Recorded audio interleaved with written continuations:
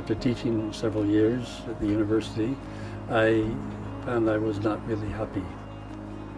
And the creative design work that I was doing was much more satisfying. One of my students was a sandal maker, and he offered to teach me leatherwork. I jumped at the chance.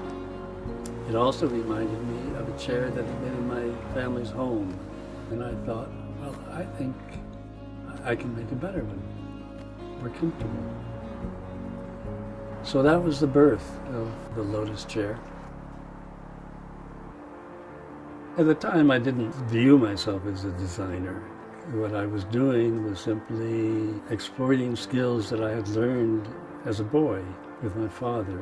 I really only learned of its existence years later. To my surprise was that I was using training that I received in my education as a physicist. Notions of symmetry theories, notions of symmetry perturbations. I could really recognize that influenced my thinking about what I was doing with leather and steel. My son, Sam, became interested in making the chairs. That has produced a new excitement about the future. The fact that we came together, father and son team at this stage in our lives is really meaningful to me, and now partnership. He brought something new to the whole process, and that has been a tremendous joy to me. I had never held a welding tool, a MIG or a TIG. I never held a torch. I never heated or bent metal. I never worked with leather. So all of those things I learned through the process of working together with my father. One of the first challenges was to find materials similar to the ones that I had been using. Leather that came from a tannery in San Francisco that no longer exists. It took a good bit of searching to find sources for this Latigo leather. Fortunately, those sources were found. I think that the re-entry into design and fabrication has taught me anew the satisfactions that come from working with your hands.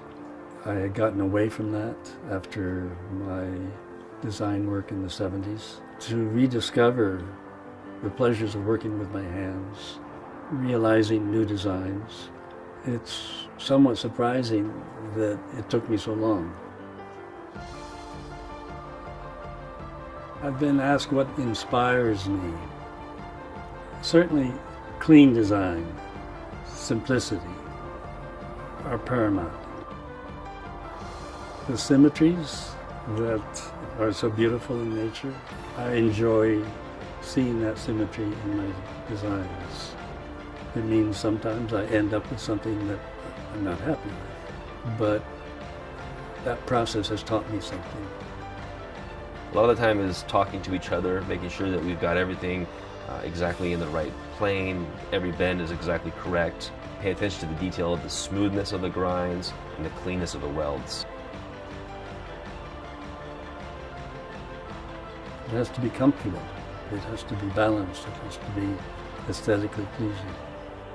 Each piece is crafted by hand, and each one has a little bit of a unique characteristic to it. Each step of the process involves our own creativity, our own work, our own skills. The work is not farmed out to others. The work is not mass-produced. Definitely a large community of people that I've interacted with that have seen the chairs and can appreciate them immensely. Once you sit in the chair, it becomes a functional work of art because it is a very comfortable, hammock-like chair that really supports your whole body. There's real pleasure in making something and designing something, creating it, turning an idea into something real.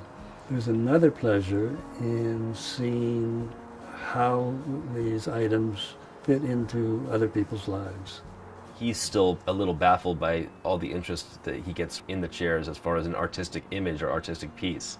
It's pleasing that people view the chairs as pieces of art.